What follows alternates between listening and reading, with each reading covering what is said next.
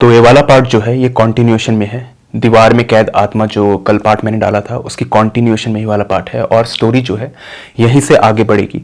तो अगर आपने वाला पार्ट नहीं देखा है तो आप जाकर के देख सकते हैं और स्क्रीन के ऊपर आपको दिखाई दे रहा होगा और लिंक जो है वो भी डिस्क्रिप्शन बॉक्स में ड्रॉप कर दूंगा। तो आपको सर्च करने की कोई प्रॉब्लम नहीं रहेगी और वो पार्ट आप पहले देख लीजिए। खैर, अब टाइम वेस्ट ना करते हुए मैं फटाफट से दूसरी पार्ट की स्टोरी कंटिन्यू करता हूँ। तो यहाँ पर जो रूहान था वो तीसरी रात में सो रहा था और उसे सोते हुए दिखाई देता है कि वही परछाई जो है वो उसके मुंह के बिल्कुल करीब आ चुकी है। बिल्कुल करीब वो परछाई थी और इस वक्त पर कोई भी उस कमरे के अंदर मौजूद नहीं था। रूहान ने लाइटें जलाई और वापस से वही करा जो वो पिछली 2 रातों से करता आया था, यानी कि आसपास निगाहें अपनी घुमाई और देखने की कोशिश की कि कोई है तो नहीं, लेकिन वहां कोई नहीं था। आज तो उन्हें सच भी मालूम चल चुका था कि ये सब कुछ जो है आसिम ही करता था और आसिम उनके साथ प्रैंक खेल रहा था। उस रात उनको आवाजें नहीं आई, लेकिन वो परछाई उन्हें पूरी रात भर दिखती रही। वो दोबारा से सोने गए तो वो परछाई उन्हें दिख रही थी, कभी अपने आगे, कभी पीछे, कभी बिल्कुल पास, और उसका मुंह जो था यहाँ पर हिल रहा था। कुछ वो कहना चाह रही थी पर रूहान उसको सुन नहीं पा रहे थे। सपने में ही वो कम्युनिकेट करने की कोशिश कर रही थी। रूहान ने इस चीज को सीरियसली नहीं लिया और आसिम को वो बताना नहीं चाहते थे क्योंकि आसिम इसको मजाक में उड़ा देता। उसकी नेचर थी, हंसमुख किस्म का लड़का था। रूहान अगले दिन उठते हैं और फिर से वही सिलसिला चालू। नॉर्मल वो अपना इधर फ्रेशन अप होते हैं और उसके बाद में कॉलेज जाने की तैयारी। आज वो कॉलेज अकेले नहीं, आसिम के साथ में जाते हैं। आसिम और रूहान की जो ब्रांचेस थी वो अलग अलग थी, कॉलेज एक ही था। रूहान जो थे वो पूरे वक्त आसिम से बात करते हुए आगे बढ़ रहे थे और उनसे पूछ रहे थे तुम्हारे घर परिवार में सब लोग कैसे हैं, तुम्हारे पेरेंट्स क्या करते हैं, ये सब नॉर्मल जो बातें होती हैं। लेकिन रूहान ने एक चीज नोटिस करी थी कि आज उन्हें कॉलेज में हर एक लड़का देख रहा है और हर एक लड़की भी देख रही है। ऐसा कैसे हो सकता है? हर कोई रूहान की तरफ अटेंशन कैसे रख सकता है? कल तक कोई भी इंसान रूहान को पूछता नहीं था, ना तो उनके लुक्स अच्छे थे, ना ही उनका बिल्डअप मतलब जो बॉडी कॉम्पोजिशन होती है वो भी अच्छी नहीं थी। तो आज उनको लोग क्यों देख रहे थे और देखते हुए खुसर पुसर कर रहे थे? रूहान को लगा अजीब बात है। वो आसिम से पूछते हैं। आसिम कहते हैं ये लोग ऐसे ही करते हैं, तुम परेशान मत हो और तुम अपनी क्लासेस अटेंड करो, मैं जा रहा हूँ। आसिम चले जाते हैं। रूहान वापस से क्लासेस अटेंड करते हैं और इधर दोबारा से वो 3rd ईयर के स्टूडेंट्स उन्हें परेशान करते हैं। वो स्टूडेंट्स उन्हें लगातार यहाँ पे परेशान कर रहे थे और उसके बाद में एक लड़की उसी ग्रुप में से निकल करके आती है और कहती है यार इसे इतना परेशान मत करो, ये उसी रूम में रहता है जहाँ पर वो सब कुछ हुआ था। तो रूहान कहते हैं क्या हुआ था मैम? तो वो कहती है तुम्हें नहीं पता यहाँ पे क्या हुआ था? कहते हैं नहीं। इतने में ही जो ग्रुप का लीडर था वो उस लड़की को चुप करा देता है और कहता है जाने देना, पागल है, इससे कौन बात करे। और कह देता है तू जा, काम कर अपना, वैसे भी तू उस रूम में रहता है, वहां पे सब पागल ही आते हैं, जा तू। रूहान को बड़ा अजीब लग रहा था, क्या था उस रूम के अंदर, उन्हें कुछ समझ नहीं आ रहा था। वापस आए, वापस आकर के कुछ रात के 8 बजे उसी आवाज का वो इंतजार करने लगे। जैसे उन्हें लगता था कि ये आवाज आसिम नहीं निकाल रहा, ये आवाज कहीं और से आ रही है। उन्हें बार बार ये चीज लगती थी, आसिम की बनाई हुई आवाज नहीं थी वो। 8 बजे वो आंख बंद करके उस आवाज का इंतजार कर रहे थे। सडनली उन्हें दोबारा से वही आवाज सुनाई देती है।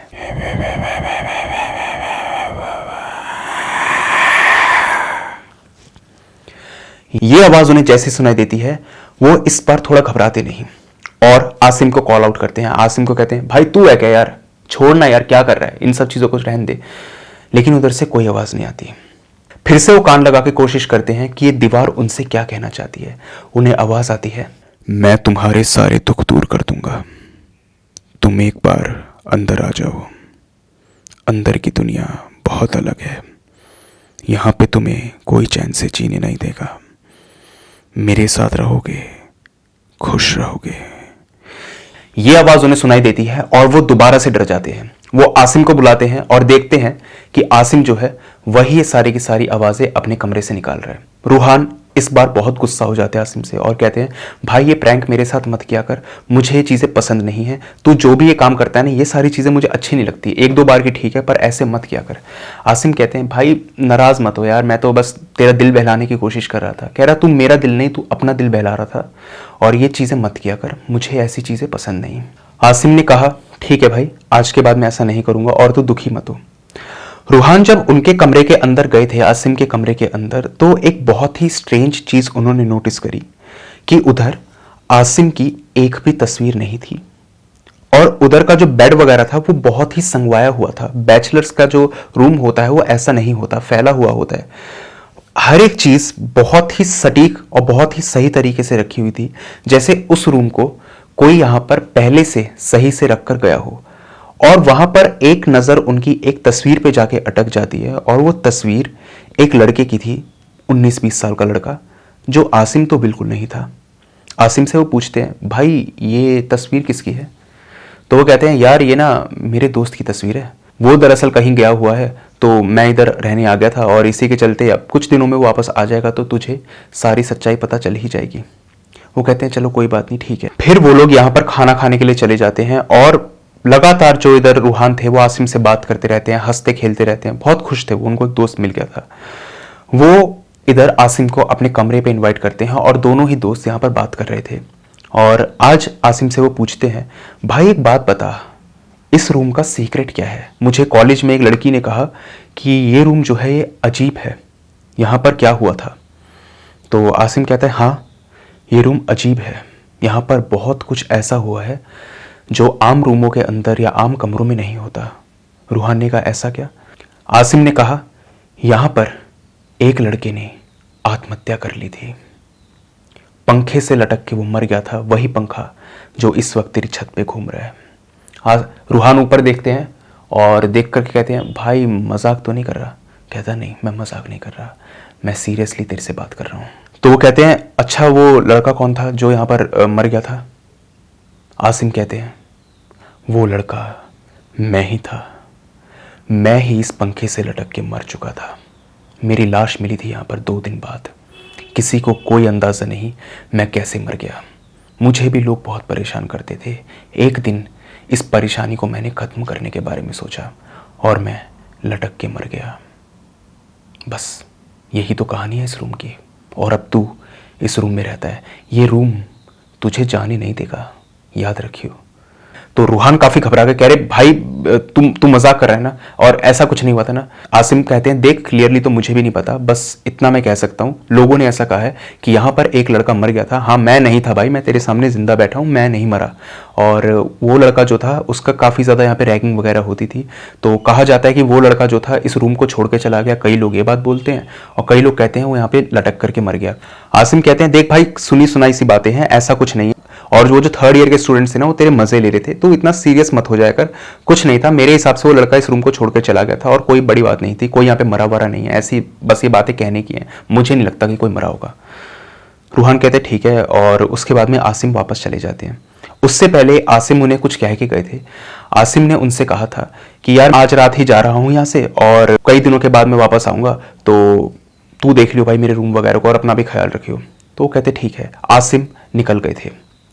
उस रात रूहान सो रहे थे और उन्हें आज कोई परछाई दिखाई नहीं दी, लेकिन उन्हें आवाज क्लियर सुनाई दे रही थी और वो आवाज उनसे कह रही थी, मैं आसिम बोल रहा हूं, इस दीवार में समा जा रूहान, इस दीवार के अंदर बहुत सुकून है, जीते जी सिर्फ तुझे दुख ही मिलेगा। मैं भी जिंदा नहीं हूं, मेरे साथ मिल जा, हम लोग खुशी खुशी रहेंगे, सारे दुख दर्दों से दूर हो जाएगा तू, अपनी जान कुर्बान कर और मेरे साथ मिल जा और इस दीवार में समा जा। ये आवाज़ उन्हें सुनाई दे रही थी और उन्हें फिर लगता है कि आसिम आज प्रैंक कर रहा है। वो गुस्से में जाते हैं, आसिम के रूम को खोलने की कोशिश करते हैं, बाहर से ताला लगा था। ऊपर चढ़ करके वो ग्रिल जो होती है वहां से देखते हैं, कमरे में कोई नहीं था, आसिम का नामो निशान नहीं था। तो आखिर ये आवाज़ें आ कहाँ से रही थी? और उन आवाज़ों ने साफ साफ इधर रूहान को कहा था कि मैं आसिम बोल रहा हूँ। तो ये बात तो पक्की थी कि वो आवाज़ें आसिम की ही थी, लेकिन आसिम तो मौजूद था ही नहीं, तो आखिर वो आवाज़ें थी किसकी? और आसिम ने इधर कहा कि मैं मर चुका हूँ और तुझे भी मेरे साथ मिलना होगा, तुझे भी ये दुनिया छोड़नी होगी। वो बहुत परेशान हो चुके थे और सुबह उन्होंने डिसाइड कर लिया कि इस मामले की जड़ तक वो पहुंच करके ही रहेंगे। सुबह जो उनका इधर पीजी का ओनर था, यानी कि जो शंकर था, वो आ चुका था। तो वो पूछते हैं, अंकल एक बात बताइए, इस रूम का सीक्रेट क्या है? कौन रहता है मेरे साथ वाले रूम में, क्यों मुझे ऐसी ऐसी आवाज़ें सुनाई देती हैं, आखिर क्या लेना देना है मेरा इन आवाज़ों से, मुझे इनसे छुटकारा दिलाइए, क्या बिगाड़ा है मैंने किसी का, क्यों मैं हमेशा दर्द झेलूं, मुझे बताइए मैं यहाँ से आज़ाद कैसे हूँ। वो कहते हैं बेटा आवाज़ें तो नहीं आती कभी इस दीवार में से।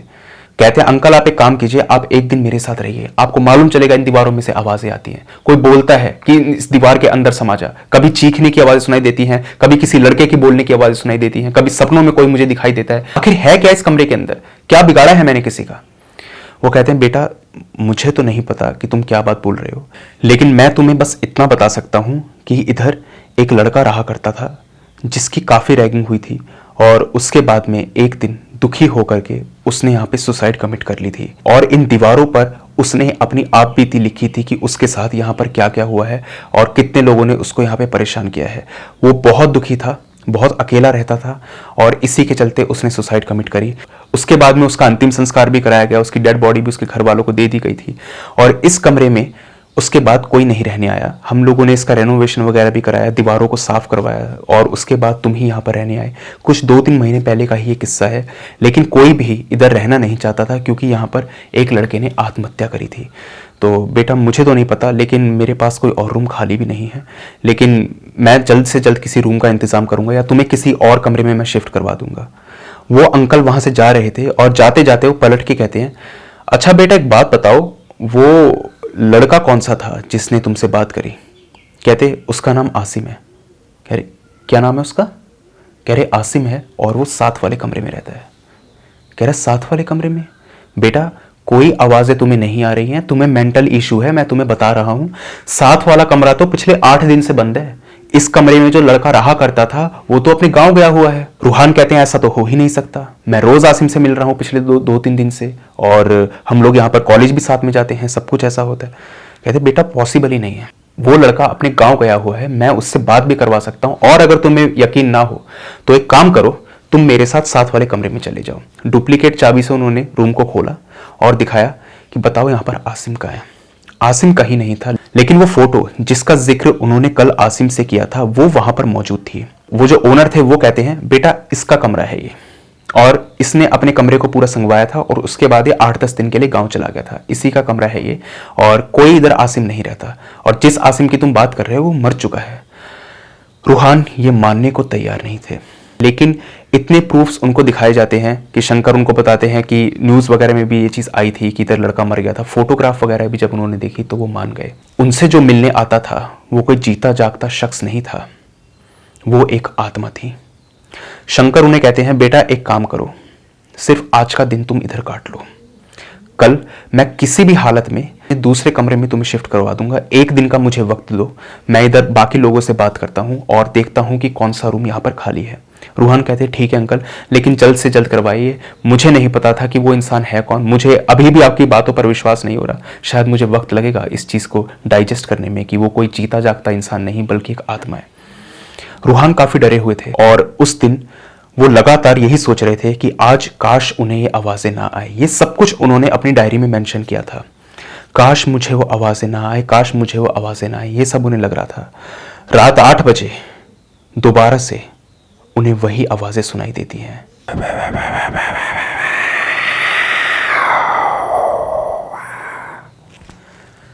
जैसे ही रूहान को ये चीज़ सुनाई देती है, रूहान ने ठान लिया था कि वो कान उस दीवार पर नहीं लगाएंगे और सुनेंगे नहीं कि वो दीवार उनसे क्या कहना चाहती है। बस लास्ट चीज जो उन्होंने उस डायरी के अंदर लिखी थी वो ये थी कि दीवार में कोई है, मुझे वो बुला रहा है। इसके बाद रूहान कहाँ गायब हो गए किसी को नहीं पता। अगले दिन जब बहुत देर तक उनका रूम नहीं खुला तो उसके बाद में उनके रूम को बाहर से तोड़ा गया, और जब अंदर सब लोग गए तो रूहान का कोई नामो निशान नहीं। ऐसा नहीं कि रूहान ने यहाँ पर सुसाइड कर ली हो, नहीं, रूहान की तो बॉडी ही नहीं थी। बस एक डायरी सबको दिखाई दे रही थी और उसके ऊपर एक पेन पड़ा हुआ था जिसका ढक्कन पीछे की साइड पर था। वो पेन पड़ा हुआ था और उधर रूहान ने लिखा था कि कोई मुझे इस दीवार में बुला रहा है, कोई अंदर है। किसी को कुछ समझ नहीं आया, बहुत ढूंढा गया, पूरा पीजी ढूंढ लिया गया, पूरा कॉलेज ढूंढ लिया गया, उन लोगों से पूछा गया जिन्होंने रैगिंग वगैरह करी थी। बाद में उनको यहाँ पे रेस्टिगेट वगैरह भी किया गया था, खैर वो बात अलग है, लेकिन रूहान नहीं मिले। थक हार करके उस रूम की दीवारों को यहाँ पर तोड़ा गया और दीवार तोड़ने के बाद में जो उनको यहाँ पर मिला, उसको देखने के बाद में सभी की आंखें फटी की फटी रह गई। रूहान की लाश अंदर पड़ी हुई थी। 2 दिन तक इन्वेस्टिगेशन चली थी।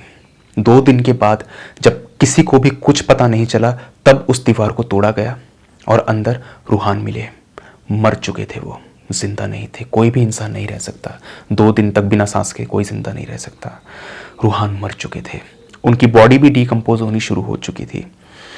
उनकी बॉडी को निकाला गया, उनके घर वालों को दिया गया, अंतिम संस्कार करवाया गया।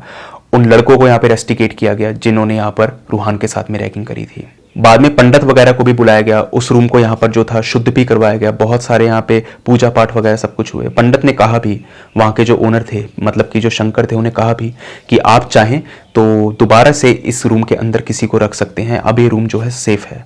लेकिन शंकर जो थे, उनका दिल मानने को तैयार नहीं था। बस वो इंसिडेंट था, उसके बाद से आज तक वो रूम खाली पड़ा हुआ है, बंद पड़ा हुआ है। कोई भी उस रूम में नहीं जाता।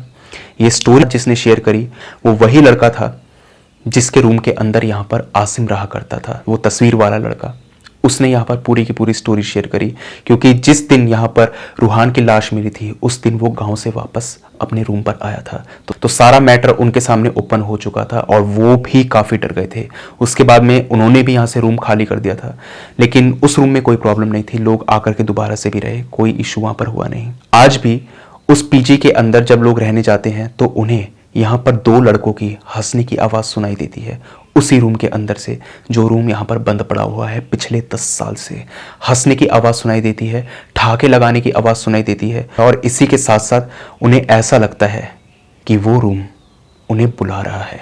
जैसे रूहान को यहाँ पर आसिम ने बुलाया था उस रूम के अंदर, सेम उसी तरीके से ऐसा लगता है कि वो रूम उनको अपनी तरफ खींच रहा है। लेकिन कोई भी यहाँ पर उस रूम को खोलता नहीं।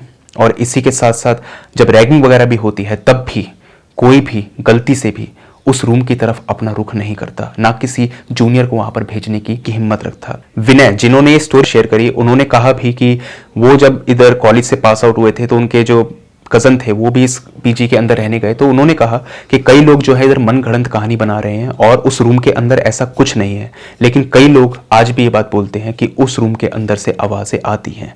अब सच क्या है या झूठ क्या है ये तो नहीं पता, लेकिन हाँ, उधर 2 लोगों की मौत ज़रूर हुई थी और दोनों लोग जो थे वो इंट्रोवर्ट थे। दोनों लोग ही ऐसे थे जो समाज में ज़्यादा घुलते मिलते नहीं थे, दोस्त नहीं बनाते थे, और इसी के साथ साथ उनकी काफ़ी रैगिंग होती थी। तो वो रूम जो था, वो श्रापित रूम जो था, यहाँ पर 2 लोगों को खा गया। और रूहान की तो जिस तरीके से मौत हुई वो तो एक रहस्य ही बनकर रह गई। किसी को नहीं पता वो दीवार के अंदर गए तो गए कैसे, क्योंकि दीवार के ऊपर कोई छेद नहीं था। ऐसा नहीं था कि दीवार को किसी ने तोड़ा हो, नहीं, उनकी पूरी बॉडी सही सलामत उस दीवार के अंदर मौजूद थी। कोई सुराग नहीं था दीवार टूटने का या किसी भी तरीके का कोई सुराग नहीं था। किसी को नहीं पता रूहान उस दीवार के अंदर गए कैसे। खैर, यही थी पूरी की पूरी कहानी यहाँ पर रूहान और आसिम की, और उस दीवार की जिसमें से यहाँ पर रूहान को आवाज़ें सुनाई देती थी। उनकी डायरी जो थी उनके पेरेंट्स को वापस लौटा दी गई, लेकिन कुछ भी यहाँ पर नहीं हो सकता था। रूहान तो वापस आ नहीं सकते थे। और इसी के साथ में जो रूहान की स्टोरी है वो यहाँ पर फिनिश हो जाती है। काफ़ी सैड स्टोरी है ये, क्योंकि अक्सर आपने सुना होगा कि दीवारों के भी कान होते हैं, लेकिन दीवारें बोलती हैं, ये पहली बारी आपने सुना होगा और शायद आखिरी बारी।